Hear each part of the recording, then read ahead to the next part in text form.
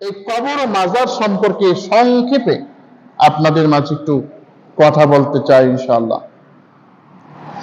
আল্লাহ রাব্বুল আলামিন কোরআনুল কারীমের সূরা আন-নিসা সূরাটির 48 নম্বর আয়াতে বলেন, ইন্নাল্লাহা লা ইয়াগফিরু আন ইউশরাকা বিহি, নিঃসন্দেহে আল্লাহ তাআলা তিনি পছন্দ করেন না আল্লাহর সাথে কাউকে শরীক করা হবে এমন বিষয়কে তিনি পছন্দ করেন না। আল্লাহ রাব্বুল আলামিন এখানে কি বললেন? আল্লাহর সাথে যদি কাউকে শরীক করা হয় ওই বিষয়টা আল্লাহ পছন্দ করেন না, আর তাকে তিনি ক্ষমাও করবেন না। আল্লাহর সাথে যারা শরীক করে তাদেরকে তিনি ক্ষমা করবেন না। ওয়ায়াগফিরু মা দুনা যালিকা লিমান ইয়াশা, তবে আল্লাহ তাআলা এছাড়া যত গুনাহ আছে এগুলো তিনি ক্ষমা করতে পারেন। আল্লাহ চাইলে তিনি ক্ষমা করতে পারেন, কিন্তু শিরকের গুনাহ করে ফেলছে বান্দা, তাওবা ছাড়া ক্ষমা করবেন না। কিন্তু অন্য গুনাহ আল্লাহর মর্জি, ক্ষমা করলেও করতে পারেন। وَمَن يُشْرِكْ بِاللَّهِ فَقَدِ افْتَرَى إِثْمًا عَظِيمًا, আর যেই ব্যক্তি আল্লাহর সাথে শরীক স্থাপন করবে সে একেবারে আল্লাহর উপরে মিথ্যা আরোপ করলো। সূরা নিসার 116 নম্বর আয়াতে বলছেন, وَمَن يُشْرِكْ بِاللَّهِ فَقَدْ ضَلَّ ضَلَالًا بَعِيدًا, যেই ব্যক্তি আল্লাহর সাথে কাউকে শরীক করবে সে গোমরাহির চূড়ান্ত পর্যায়ে পৌঁছে যাবে। আল্লাহর সাথে শরীক করবে যেভাবেই করুক না কেন, মাজারের মাধ্যমে করুক, মন্দিরের মাধ্যমে করুক, গোমরাহির চূড়ান্ত পর্যায়ে পৌঁছে যাবে। শুধু তাই না, যারা আল্লাহর সাথে শরীক করবে তাদের জন্য আল্লাহ তাআলা জান্নাতকে হারাম ঘোষণা করেছেন।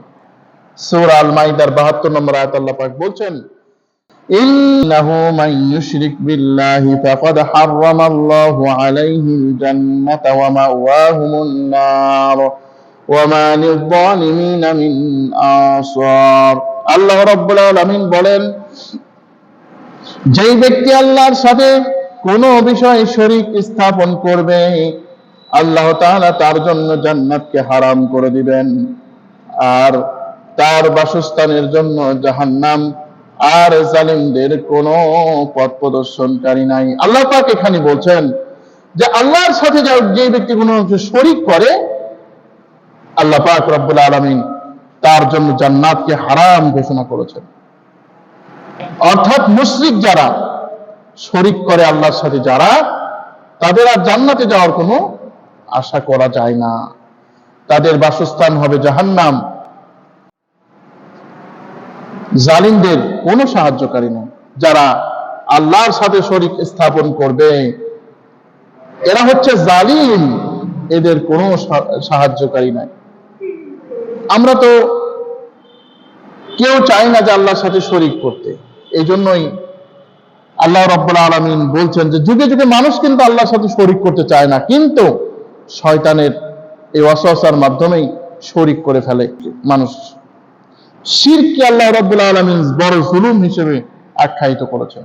আল্লাহ পাক সূরা লোকমানের 13 নম্বর আয়াত এর মধ্যে বলছেন, وَإِذْ قَالَ لُقْمَانُ لِابْنِهِ وَهُوَ يَعِظُهُ يَا بُنَيَّ لَا تُشْرِكْ بِاللَّهِ إِنَّ الشِّرْكَ لَظُلْمٌ عَظِيمٌ।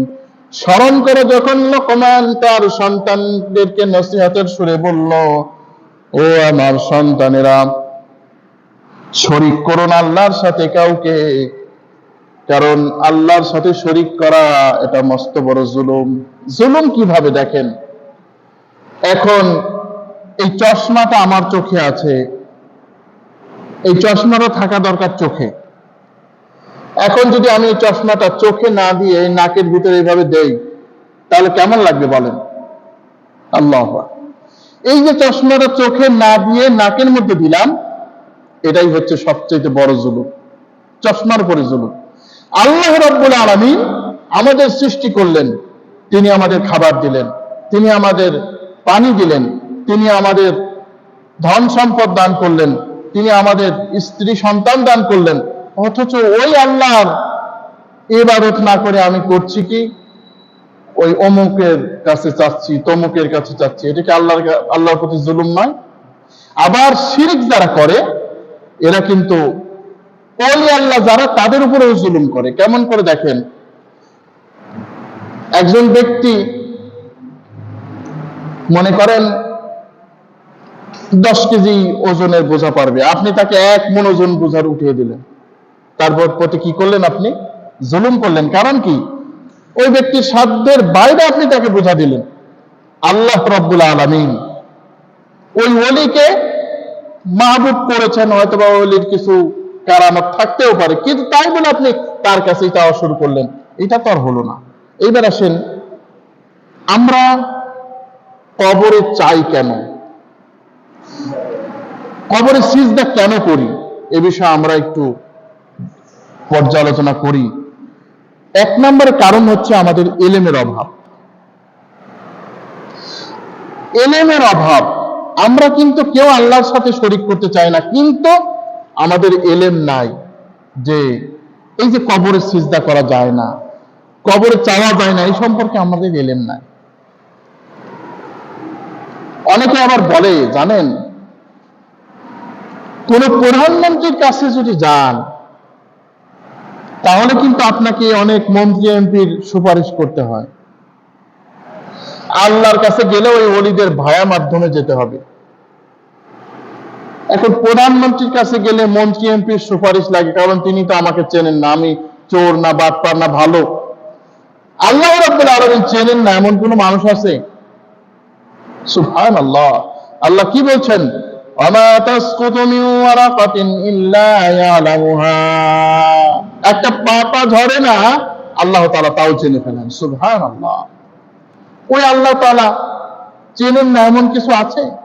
সুতরাং এই বিষয়ে আমাদের আগে ইলম হাসিল করতে হবে যে আল্লাহ তাআলা সব কিছু তিনি জানেন, সব কিছু আমাদের দেখেন, আমাদের সব কিছু তার নখদর্পণ। দ্বিতীয় কারণ হচ্ছে আমরা আল্লাহর ওলিদের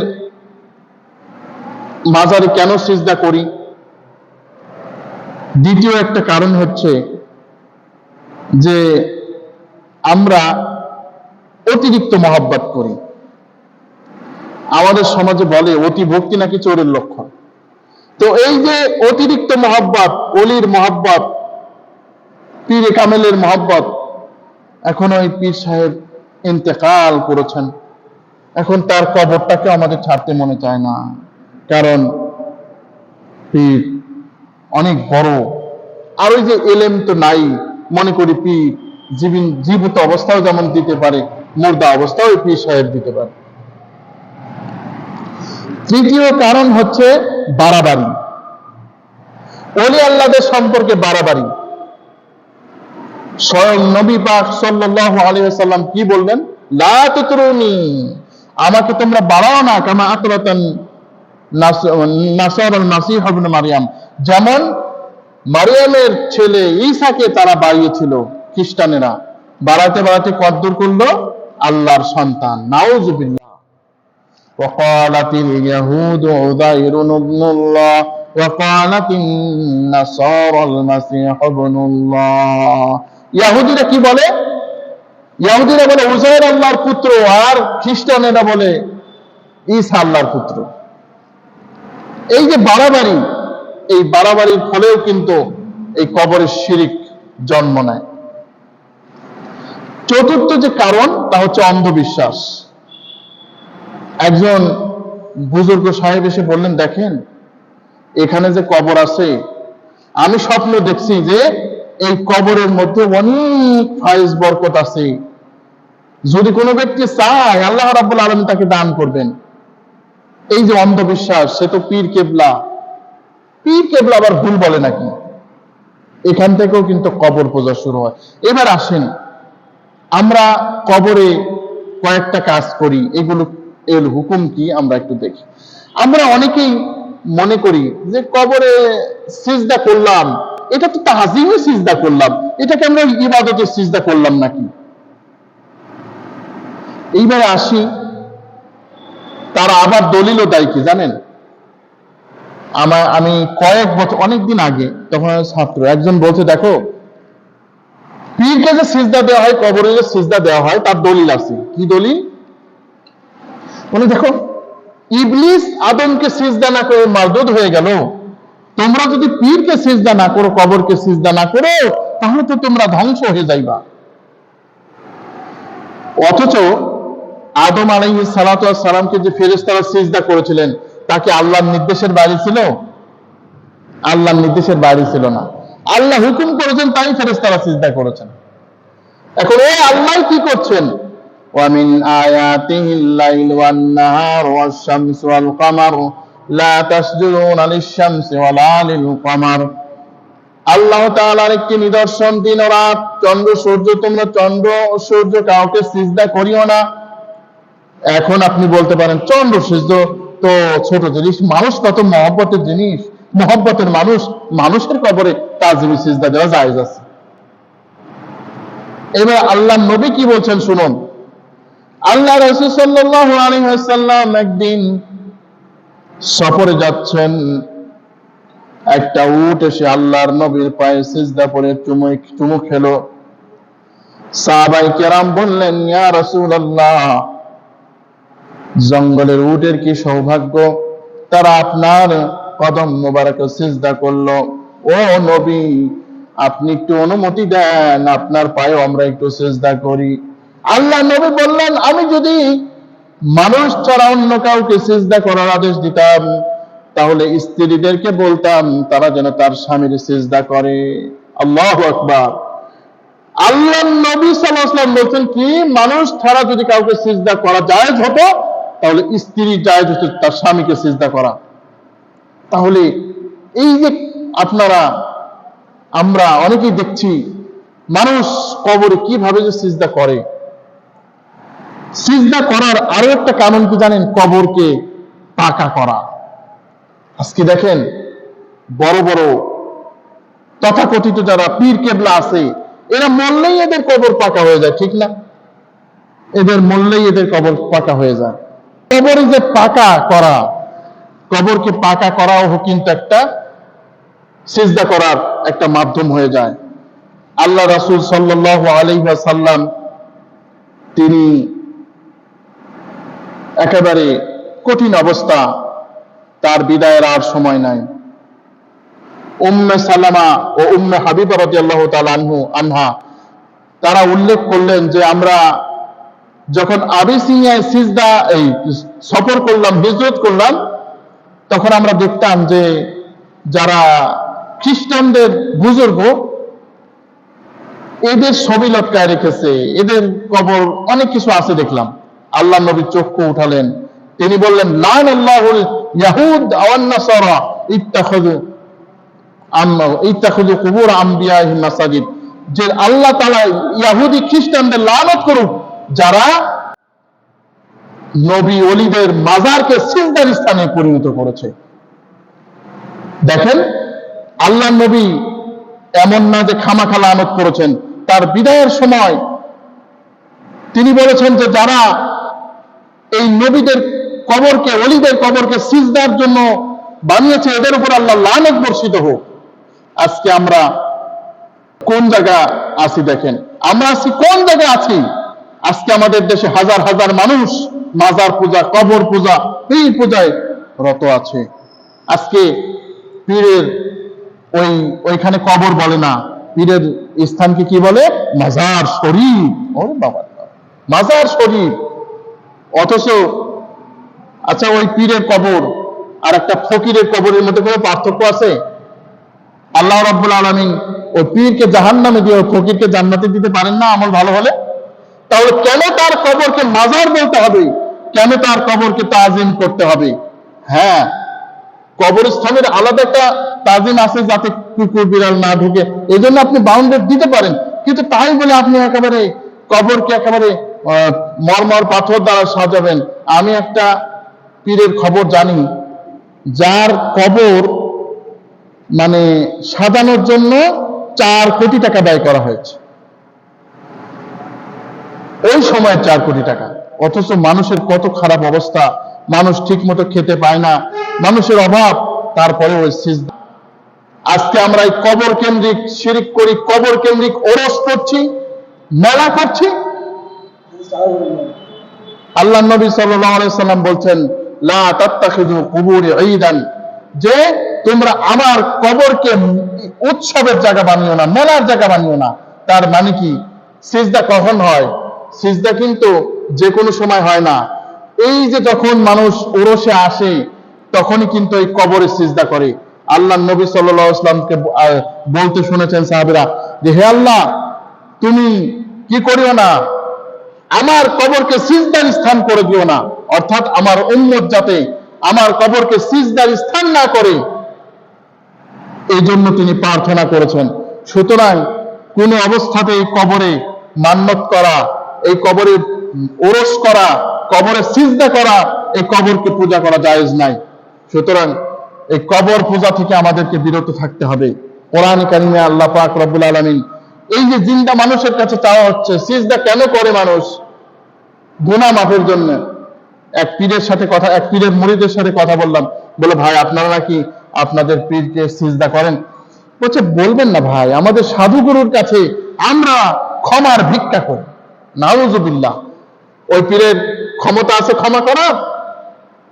আরে ওই পীর কোথায় যাবে তার তো কোনো ঠিক নাই। কিয়ামতের দিন আল্লাহ রাব্বুল আলামিন তাদেরকে জিজ্ঞাসা করবেন, কি তোমাদের শরীক করেছে আমার এই বান্দারা? ওই পীররা বলবে কাফা, ওই পীররা বলবে যে না, আল্লাহ রাব্বুল আলামিন এই বিষয়টি উল্লেখ করছেন, ওয়াইদা হুশিরান নাসু কানু লাহুম আ'দাআ ওয়া কানু বিইবাদাতিহিম কাফিরিন। যখন তাদেরকে সমবেত করা হবে তখন এই লোকেরা বলবে যে আমাদের ইবাদত এরা করতো না, আমাদেরকে এরা সিজদা করতো না। তাহলে আপনি কোথায় আছেন? অথচ এই কবরে সিজদা করা দূর করার জন্যই হযরত শাহজালাল রহমাতুল্লাহ আলাইহি সুদূর ইয়ামেন থেকে সিলেটের এই জায়গায় এসেছিলেন, গৌর গোবিন্দকে পরাজিত করেছিলেন। আর সেই শাহজালালের নামে বলা হয় কি, যে বাবা শাহজালালের মাজারেতে কেউ যদি যায় জিয়ারতে, কেউ ফেলে না খালি হাতে। নাউজুবিল্লাহ। শাহ মাখদুম রহমতুল্লাহ আলাইহি তিনি একজন পুণ্যবান ব্যক্তি ছিলেন, তার নামে আজকে মান্নত করা হচ্ছে, সিন্নি করা হচ্ছে, সিজদা করা হচ্ছে। আল্লাহ নবী সাল্লাল্লাহু আলাইহি সাল্লামের উম্মত এই আজকে কি দশা! এমনকি অনেক মসজিদেও আছে, মসজিদের সামনে একেবারে নিকটে কবর আছে, কবর কেন্দ্রিক মসজিদ। আমি একটা শুনলাম যে একটা মসজিদ আছে একেবারে কবর কেন্দ্রিক। যখন তারা নামাজ পড়ে তখন মসজিদের দরজাটা দিয়ে দেয় কবরের, যাতে কবর না দেখা দেয়। তাহলে কোথায় আছি আমরা? আল্লাহ নবী সাল্লাল্লাহু আলাইহি ওয়াসাল্লামের কবরে কেউ সিজদা করতে পারে? যদি আল্লাহ নবীর কবরে সিজদা না করা যায়, আল্লাহ নবী যদি তার কবরকে সিজদার স্থান বানাতে নিষেধ করেন, তাহলে আমরা আমাদের এই ওলি আল্লাহরা কি বেশি বড় হয়ে গেল? সুতরাং আমি একটা বলতে চাই একটা কথা, এই ওলি আল্লাহদের বিরুদ্ধে যারা কথা বলে, যারা এই সিজদার তথাকথিত ওলি যারা, এরা আল্লাহর ওলি না আসলে, তথাকথিত ওলি যারা, এদের বিরুদ্ধে যারা কথা বলে, কারণ ওলি হচ্ছে দুই প্রকার। ওলি কয় প্রকার? দুই প্রকার। একটা কি? আল্লাহু ওয়ালিয়ুল্লাযীনা আমানু, আল্লাহ হচ্ছেন ঈমানদারদের ওলি। আর শয়তান, আর যারা ভণ্ড, যারা নাকি কাফির, তাদের ওলি হচ্ছে তাগুত, শয়তান।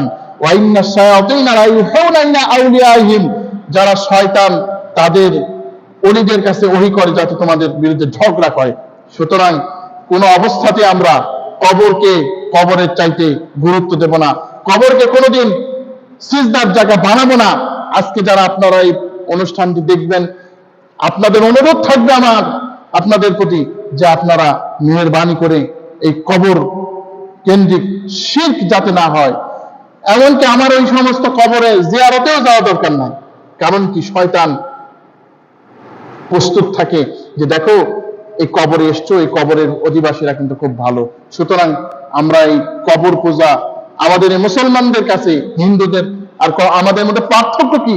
একজন বলছে কি জানেন, ওই হিন্দু আর মুসলমানের মধ্যে পার্থক্য তো দেখি না, শুধু হিন্দুরা মূর্তি পূজা করে আর মুসলমানরা কবরে পূজা করে, এই তো, তাছাড়া পার্থক্য কি? একটা খবরে বহুদিন আগে শুনেছিলাম, একটা পীরের মাজারে ওরস হবে, তো ওই মহিলা সাংবাদিক বলছে যে বাংলাদেশ থেকে 2000 মানুষ এই পীরের কবরে পূজা দেওয়ার জন্য এসেছে। তো আমরা এই ধরনের ইবাদত থেকে বিরত থাকবো। যা চাইবো আল্লাহর কাছে চাইবো। ওলি আল্লাহর দেওয়ার কোনো ক্ষমতা নাই। সন্তান দরকার, আল্লাহর কাছে চান। আপনার টাকা পয়সা দরকার, আল্লাহর কাছে চান। গুনাহ মাফের দরকার, আল্লাহর কাছে চান। সুতরাং এই জিনিসগুলো আমাদের মনে রাখতে হবে।